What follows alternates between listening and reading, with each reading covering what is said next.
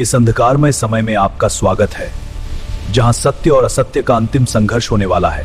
यदि आप इस रहस्य को जानना चाहते हैं तो अभी इस चैनल को सब्सक्राइब बदल देगा। जब अधर्म अपनी सीमाएं लांघ जाता है, जब मानवता अपने अस्तित्व के लिए संघर्ष करती है, तब समय स्वयं एक निर्णायक अंत की घोषणा करता है।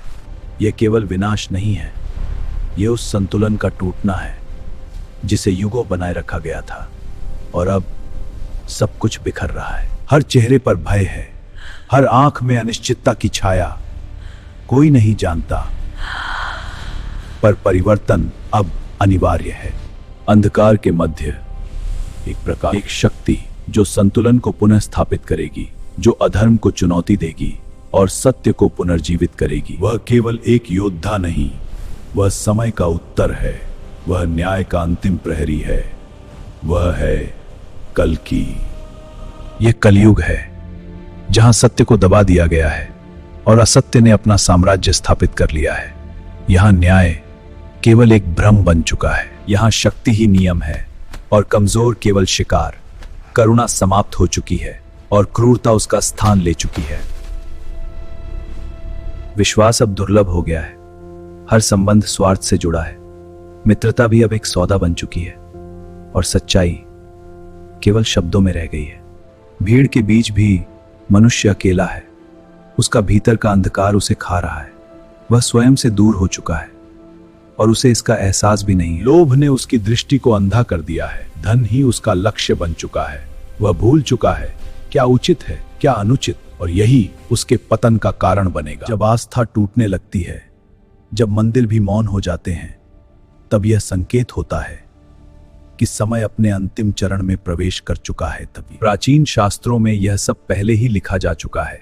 हर घटना, हर परिवर्तन मानो समय का एक पूर्व निर्धारित क्रम हो जिसे कोई रोक नहीं सकता। इन ग्रंथों में वर्णित है कि जब पाप अपनी चरम सीमा पर पहुंच जाएगा, तब एक दिव्य शक्ति जन्म लेगी जो इस अंधकार का अंत करेगी। आकाश स्वयं इस परिवर्तन का साक्षी बनेगा। प्रकृति संकेत देगी कि अब संतुलन पुनः स्थापित होने वाला है और एक नई शक्ति प्रकट होने वाली है। यह शक्ति किसी साधारण मानव की नहीं होगी, स्वयं भगवान विष्णु की ऊर्जा जो अवतार लेकर पृथ्वी पर आएगी, धर्म की रक्षा के लिए बढ़ी। उसके हाथ में होगी एक दिव्य तलवार जो केवल अस्त्र नहीं, न्याय का प्रतीक होगी, जिसकी प्रत्येक प्रहार अधर्म का अंत करेगा और संतुलन को पुनः स्थापित करेगा। उसका वाहन होगा एक दिव्य अश्व जो गति और शक्ति का प्रतीक होगा, जिसकी चाल से समय भी कांप उठेगा और जिसके साथ विनाश की आंधी चलेगी। जब यह अवतार प्रकट होगा, तब प्रकृति स्वयं विचलित हो उठेगी, आकाश गरजेगा, धरती कांपेगी और समय ठहर सा जाएगा। अंधकार चाहे कितना भी गहरा हो, एक किरण उसे चीरने के लिए पर्याप्त होती है, और वही किरण अब जन्म लेने वाली है जो सब कुछ बदल देगी। वह आ रहा है, समय का अंतिम उत्तर बनकर, अधर्म के अंत का संदेश लेकर। वह है कल्कि। एक साधारण स्थान पर एक असाधारण घटना घटने वाली है, जहां अंधकार के बीच एक दिव्य प्रकाश जन्म लेने को है। आकाश स्वयं इस क्षण का साक्षी बनता है जब एक दिव्य ऊर्जा पृथ्वी को स्पर्श करती है। यह कोई साधारण जन्म नहीं, यह समय का परिवर्तन है। उस बालक के भीतर समाहित है एक अनंत शक्ति, उसकी आंखों में छिपा है सृष्टि का भविष्य। लोग उसे केवल एक बालक समझते हैं, पर वे नहीं जानते कि वह केवल जन्मा नहीं, बल्कि भेजा गया है। कि उसकी दृष्टि में एक अदृश्य शक्ति विद्यमान है जो समय के साथ जागृत होगी और दुनिया को बदल देगी। समय के साथ वह बालक बढ़ता है और उसके भीतर छिपी शक्ति धीरे धीरे जागृत होने लगती है। उसके चारों ओर एक अदृश्य ऊर्जा प्रवाहित होती है जो सामान्य नहीं, बल्कि दिव्यता का संकेत है। और एक दिन उसके सामने प्रकट होती है वह दिव्य तलवार जो उसके उद्देश्य का प्रतीक है।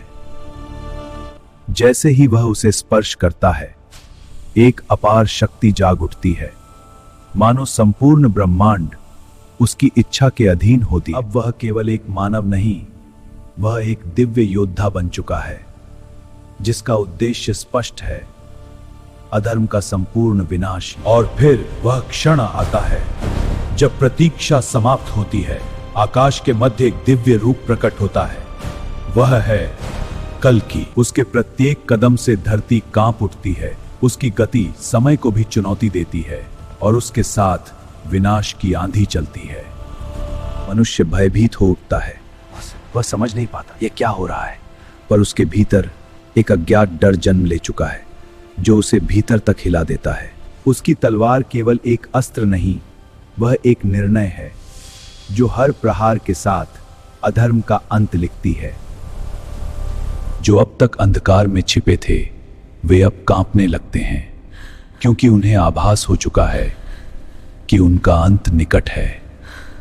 अधर्म अपनी अंतिम शक्ति इकट्ठा करता है, एक विशाल सेना के रूप में जो इस दिव्य शक्ति को चुनौती देने को तैयार है।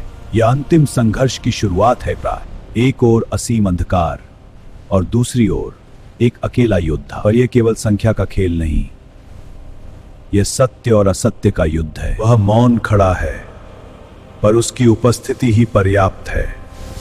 उसकी एक दृष्टि संपूर्ण युद्ध की दिशा बदल देती है। और फिर पहला प्रहार होता है जो केवल युद्ध की शुरुआत नहीं बल्कि अंत का संकेत है, जहां से वापसी संभव नहीं। चारों ओर केवल विनाश है, आग, धूल और संघर्ष। यह केवल एक युद्ध नहीं, यह युगों का निर्णायक अंत है। युद्ध अपने चरम पर पहुंच चुका है। हर दिशा में विनाश की गूंज है। कोई सीमा नहीं, केवल अंत का विस्तार है। उसकी तलवार से निकलती हर ऊर्जा अंधकार को चीर देती है।